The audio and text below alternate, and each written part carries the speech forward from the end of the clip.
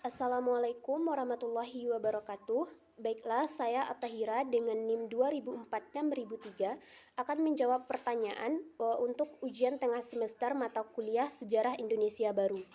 Yang pertama, analisis kenapa terjadi perbedaan pendapat di antara para ahli tentang proses masuknya agama Islam ke Nusantara, baik dari segi waktu kedatangannya, negeri asal, dan golongan pembawanya.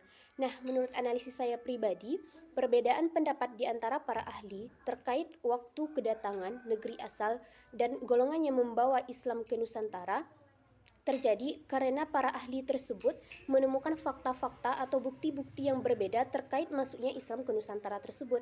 Jadi perbedaan bukti yang ditemukan oleh para ahli tersebutlah yang menyebabkan timbulnya perbedaan pendapat. Misalnya saja hipotesis Arab atau Mekah, di mana hipotesis Arab atau Mekah ini berpendapat bahwasanya Islam yang datang ke Nusantara berasal dari negeri Arab atau Mekah yang masuk pada abad ke-7 Masehi. Ahli yang berpendapat demikian seperti Hamka, kemudian ada Nieman, dan ada Sir Thomas Arnold, yang mana berdasarkan berita-berita Cina pada abad ke-7 dan berita Jepang pada abad ke-8 memberitakan bahwa orang-orang Muslim dari negeri Arab telah datang ke negeri-negeri Melayu, khususnya itu Sumatera, pada abad ke-7 Masehi. Bahkan Sir Thomas Arnold juga berpendapat bahwasanya mazhab antara yang ada di negeri Arab dengan yang ada di Nusantara memiliki kesamaan, yaitu mazhab Syafi'i. Nah, Hamka sendiri juga berpendapat yang demikian, bahkan ia juga menambahkan bahwasanya masuknya Islam ke Indonesia pada abad ke-7 dibuktikan dengan adanya catatan Ibnu Batutah yang datang ke Nusantara pada masa pemerintahan Samudra Pasai, yaitu pada tahun 1345. Nah, tidak hanya itu, hipotesis Persia juga mempunyai bukti-bukti yang mendukung bahwasanya Indonesia dimasuki oleh Islam pada abad dibawa oleh para golongan Persia, yang mana hipotesis Persia menyatakan bahwa Islam di Indonesia dibawa oleh golongan Persia dengan adanya kesamaan budaya antara Persia dengan kebudayaan Islam di Nusantara, yaitu Syiah. Nah, kemudian juga ada hipotesis India, kemudian hipotesis Cina, yang mana hipotesis itu memiliki fakta-fakta, memiliki bukti-bukti tersendiri yang mendukung bahwasanya waktu kedatangan negeri asal dan golongan pembawa Islam ke Indonesia itu berbeda-beda. Jadi karena perbedaan fakta, bukti tersebutlah yang menyebabkan para ahli berbeda pendapat mengenai masuknya Islam ke Nusantara. Untuk pertanyaan yang kedua, yaitu kita ketahui bahwa agama dan budaya yang ada dan berkembang di Nusantara datang dari luar, baik Hindu, Buddha maupun Islam. Akan tetapi, kenapa masuknya Islamlah yang menjadi penanda era modern dan terbentuknya masyarakat yang beradab di Nusantara atau Indonesia? Nah, menurut analisis saya sendiri berdasarkan video-video YouTube yang telah ditonton sebelumnya, alasan mengapa masuknya Islam menjadi awal penanda era modern dan terbentuknya masyarakat yang beradab di Nusantara ialah karena pada saat masuknya agama Islam ke Nusantara, Nusantara mengalami perubahan yang sangat besar, mengalami perkembangan yang sangat pesat di dalam bidang ilmu pengetahuannya. Yang mana seperti yang kita ketahui bahwa suatu negara atau suatu bangsa akan memasuki era modern jika negara tersebut mengalami perkembangan yang pesat di dalam ilmu pengetahuannya, di samping mengalami perkembangan yang pesat juga di dalam bidang politik dan juga teknologinya. Nah, masuk dan berkembangnya Islam di Nusantara kita pahami bukan saja sebagai penanda masuknya kepercayaan baru ke Nusantara, yaitu Islam, melainkan masuk dan berkembangnya Islam di Nusantara menjadi awal era modern dan juga terbentuknya masyarakat yang beradab di Nusantara. Yang mana hal ini juga telah diungkapkan oleh M.C. Radcliffe bahwa ia berpendapat bahwasanya masuk dan berkembangnya agama Islam di Nusantara menyebabkan Indonesia memasuki era modern. Hal tersebut sebenarnya juga bisa dilihat bukti-buktinya dari banyaknya para generasi-generasi muda dari Indonesia yang menuntut ilmu ke negeri semenanjung Arab, khususnya itu untuk negara Mekah dan Madinah. Jadi pada saat masuknya Islam ke Indonesia, banyak para generasi muda yang menuntut ilmu ke negeri semenanjung Arab. Nah, sebagian dari mereka bahkan kembali ke negeri asal, yaitu Nusantara, dan sesampainya di sini mereka menyebarkan ajaran-ajaran yang mereka dapat di negeri Arab. Secara otomatis, perkembangan agama Islam di Indonesia semakin cepat, dan tentunya Indonesia akan menciptakan kaum-kaum intelektualitas di Nusantara ini. Tidak hanya itu, para pelajar tersebut juga menghasilkan karya-karya yang sangat bermanfaat dalam dunia pendidikan. Dengan karya-karya tersebutlah agama Islam juga semakin cepat berkembang di Nusantara. Nah, perkembangan Islam yang sangat membantu Indonesia untuk memasuki era modern sebenarnya tidak bisa juga lepas dari akses yang sangat mudah dan luar biasa dalam ilmu pengetahuan, yang mana pada zaman kerajaan pun akses terhadap pendidikan itu sangat mudah. Kerajaan juga menyediakan dana khusus untuk dunia pendidikan. Kemudian mereka juga menyediakan fasilitas-fasilitas pendidikan seperti surau dan lainnya. Bahkan masuknya Islam ke Nusantara, di samping menandai majunya ilmu pengetahuan, juga menjadi simbol intelektualitas. Kemudian Islam juga membawa peradaban yang besar bagi Indonesia, peradaban yang sangat tinggi bagi Indonesia. Islam membawa peradaban atau majunya ilmu pengetahuan tersebut juga ditandai dengan ilmu yang diajarkan itu bukan hanya sebatas ilmu-ilmu agama saja, melainkan saat itu juga telah mencakup ruang lingkup keilmuan lainnya. Jadi, karena majunya ilmu pengetahuan, akses luar biasa atau mudahnya akses ilmu pengetahuan, majunya ilmu pengetahuan, Islam menjadi simbol intelektualitas. Islam membawa peradaban dan kebudayaan baru terhadap Indonesia. Karena hal-hal tersebutlah Indonesia dikatakan memasuki era modern pada saat masuknya Islam ke Indonesia. Baiklah, saya akan menjawab pertanyaan nomor 3. Analisis hubungan kausalitas atau sebab akibat antara kemunduran Kesultanan Samudra Pasai dengan proses munculnya Kesultanan Malaka. Nah, menurut analisis saya, kemunduran dari Kesultanan Samudra Pasai memang mempunyai hubungan sebab akibat dengan proses dan munculnya Kesultanan Malaka. Jadi, Kesultanan Samudra Pasai sendiri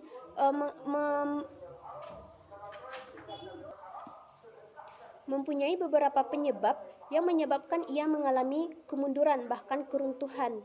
Yang mana kemunduran dari Kesultanan Samudra Pasai ini terlihat setelah wafatnya Sultan Al-Malikul Zahir II. Jadi setelah wafatnya Sultan Al-Malikul Zahir II, pemimpin-pemimpin dari Kesultanan Samudra Pasai tidak ada lagi yang cakap. Misalnya setelah Sultan Al-Malikul Zahir II, memimpinlah Sultan Zainal Abidin. Pada saat itu ia masih sangat muda, jadi untuk memerintah pun ia tidak terlalu cakap. Di mana pada masa Sultan Zainal Abidin ini terjadi beberapa pemberontakan, bahkan kerajaan Samudra Pasai ini juga diserang oleh beberapa kerajaan. Misalnya adalah kerajaan Siam. Nah, pada saat kerajaan Samudra Pasai diserang oleh kerajaan Siam ini, Sultan Zainal Abidin ditawan, dan untuk membebaskan Sultan Zainal Abidin ini menghabiskan biaya yang cukup besar, yaitu adanya penyerahan emas-emas yang sangat banyak kepada kerajaan Siam. Tidak hanya itu, tidak adanya pemimpin yang cakap setelah wafatnya Sultan Al-Malikul Zahir II juga membuat pusat penyebaran agama Islam otomatis berpindah kepada Kesultanan Aceh. Kemudian setelah wafatnya Sultan Al-Malikul Zahir II juga terjadi perebutan kekuasaan di dalam Kesultanan Samudra Pasai. Kemudian Kesultanan Samudra Pasai juga mengalami kalah saing dengan pelabuhan-pelabuhan dagang lainnya, terutama yaitu Pelabuhan Malaka yang pada saat itu tumbuh menjadi pelabuhan yang sangat strategis. Nah, Kesultanan Samudra Pasai pada masa pemerintahan Sultan Ahmad Malikul Az-Zahir juga mengalami penyerangan dari kerajaan Nusantara, yaitu kerajaan Majapahit, yang mana penyerangan oleh kerajaan Majapahit ini sebenarnya juga merupakan bentuk realisasi dari cita-cita Majapahit untuk menyatukan Nusantara. Jadi adanya penyerangan dari beberapa kerajaan di Nusantara seperti kerajaan Siam dan kerajaan Majapahit, kemudian tidak adanya pemimpin yang cakap yang memimpin Kesultanan Samudra Pasai setelah wafatnya Sultan Amalikul Zahir II, kemudian adanya perebutan kekuasaan setelah wafatnya Sultan Amalikul Zahir II, kemudian pindahnya pusat penyebaran Islam ke Kesultanan Aceh, serta kalah saingnya Kesultanan Samudra Pasai dalam hal perdagangan karena munculnya pelabuhan Malaka yang sangat strategis pada saat itu, akhirnya membuat Kesultanan Samudra Pasai mengalami kemunduran. Tidak hanya itu, kehancuran juga menghampiri Kesultanan Samudra Pasai ini, yang mana yaitu pada saat Nusantara dimasuki oleh Portugis, tepatnya pada tahun 1521, Kerajaan Samudra Pasai ditaklukkan oleh Portugis, yang mana Portugis ini dapat menguasai Kesultanan Samudra Pasai selama 3 tahun. Nah, 3 tahun kemudian, yaitu tahun 1524, Kesultanan Samudra Pasai dapat dianeksasi atau direbut oleh Kesultanan Aceh. Nah, direbutnya Kesultanan Samudra Pasai oleh Kesultanan Aceh ini menandai hancurnya Kesultanan Samudra Pasai dan berakhirnya pemerintahan di Kesultanan Samudra Pasai. Dan akibat lebih lanjut dari runtuhnya Kesultanan Samudra Pasai ini ialah hadirnya Kesultanan Malaka. Sebab dengan runtuhnya Kesultanan Samudra Pasai, otomatis pelabuhan yang dulunya sangat ramai di pelabuhan milik Samudra Pasai beralih ke Kesultanan Malaka, yaitu pusat perdagangan, kemudian juga aktivitas keilmuan pindah ke Malaka. Jadi runtuhnya Kesultanan Samudra Pasai ini membawa keuntungan untuk perkembangan Kesultanan Malaka. Jadi hubungan sebab akibat tersebutlah yang membuat adanya hubungan antara keruntuhan Kesultanan Samudra Pasai dengan hadirnya Kesultanan Malaka di Nusantara. Pertanyaan yang keempat yaitu analisislah beberapa faktor yang menjadikan Kesultanan Aceh Darussalam mampu menjadi kesultanan Islam terbesar di Asia Tenggara. Hubungkan analisis tersebut dengan kondisi Indonesia hari ini.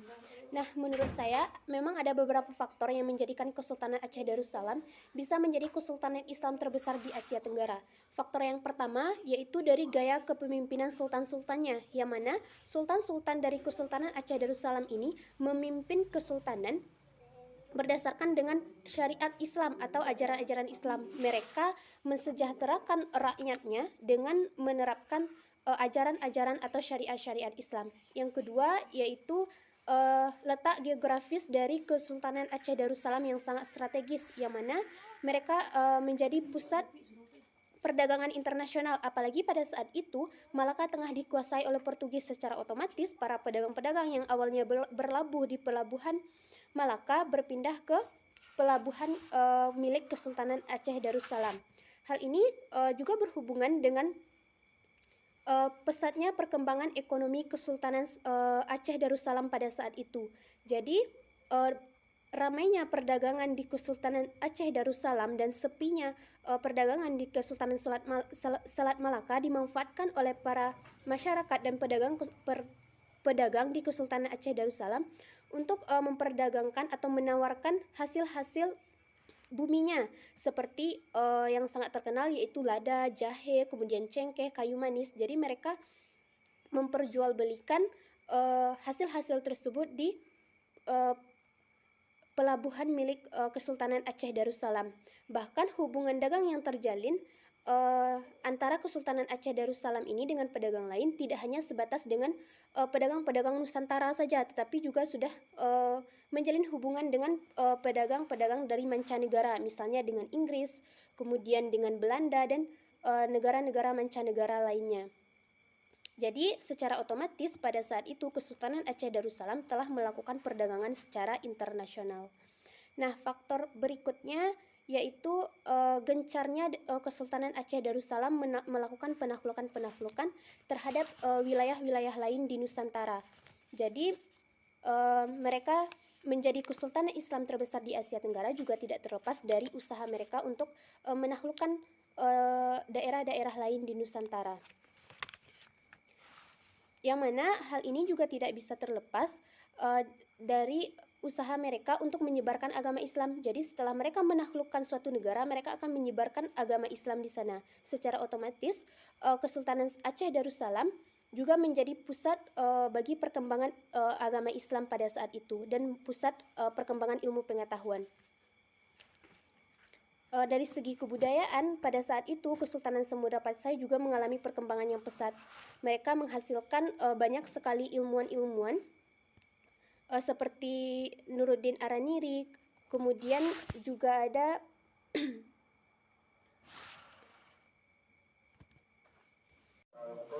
yang terakhir yaitu faktor yang menyebabkan Kesultanan Aceh Darussalam menjadi kesultanan Islam terbesar di Asia Tenggara, karena pada saat itu Kesultanan Aceh Darussalam juga menjalin hubungan dengan kerajaan Islam yang ada di luar Nusantara, misalnya yaitu kerajaan Islam Turki. Nah, hubungkan analisis tersebut dengan kondisi Indonesia hari ini. Menurut saya, menghubungkan Kesultanan Aceh Darussalam dengan kondisi Indonesia hari ini bisa terlihat dari keadaan ekonomi Indonesia, yang mana Indonesia saat ini dalam mengembangkan ekonominya juga menjalin hubungan dengan negara-negara lain. Jadi tidak hanya dengan kota-kota yang ada di Indonesia saja. Kemudian artinya Indonesia saat ini juga melakukan perdagangan internasional seperti Kesultanan Aceh Darussalam yang saat itu juga melakukan perdagangan internasional. Kemudian dari segi perkembangan ilmu pengetahuannya pun Indonesia bisa dibilang cukup bagus untuk perkembangan ilmu pengetahuannya. Menurut saya itu hubungan antara kondisi Indonesia hari ini dengan Kesultanan Aceh Darussalam. Pertanyaan yang kelima ialah, berikan jawaban analisis saudara terhadap pertanyaan penutup Profesor Azyumardi Azra pada makalah beliau, yaitu Jalur Rempah dan Kosmopolitan Intelektualisme Islam. Adapun pertanyaan terakhir dalam makalah Profesor Azyumardi Azra yaitu mengenai jalur rempah versus jalur sutra maritim. Jadi Profesor Azyumardi Azra ini mengatakan bahwa di Cina timbul sebuah kebijakan politik mengenai jalur sutra maritim, yang mana sebenarnya kebijakan politik jalur sutra maritim yang dicanangkan oleh pemerintahan Cina ini bisa dilihat sebagai suatu bentuk keinginan Cina untuk menghidupkan kembali jalur sutra maritim. Namun di balik kebijakan tersebut terlihat bahwa ada rencana besar di balik hal tersebut, yaitu ambisi teritorial, baik itu ekonomi, perdagangan, dan politik Cina untuk memainkan hegemoni atau kekuasaannya yang lebih besar dalam dunia internasional pada berbagai aspek kehidupan.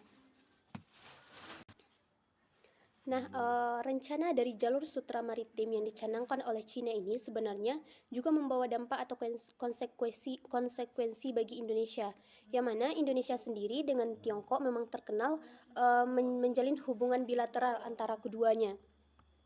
Nah, Indonesia merealisasikan program jalur maritim ini dengan pendirian jalan tol maritim. Kemudian Indonesia sendiri ingin menghidupkan jalur rempah, sedangkan Cina ingin menghidupkan jalur sutra maritim. Nah, Menteri Luar Negeri Cina pun berjanji kepada Indonesia bahwa mereka akan berpartisipasi aktif dalam pembangunan Indonesia sebagai kuasa maritim. Nah, pertanyaannya ialah, apakah Indonesia bakal terjebak dalam ambisi RRC terkait jalur sutra maritim? Menurut saya sendiri, bisa jadi Indonesia terjebak dalam ambisi tersebut, sebab seperti yang dikatakan di dalam makalah, bahwasanya Indonesia sendiri memiliki keterbelakangan dalam infrastruktur maritim. Walaupun Presiden Jokowi telah buat program untuk mendirikan jalan tol maritim, kemudian ingin membangun kembali jalur rempah, tetapi tidak menutup kemungkinan bahwa pengembangan dunia maritim Indonesia hanya merupakan pelengkap dari kebijakan Cina, yaitu tentang jalur sutra maritim. Terima kasih. Sekian jawaban dari ujian tengah semester Sejarah Indonesia Baru 1. Untuk segala kekurangan dan kesalahan dalam penyampaian jawaban dari UTS ini, saya mohon maaf. Assalamualaikum warahmatullahi wabarakatuh.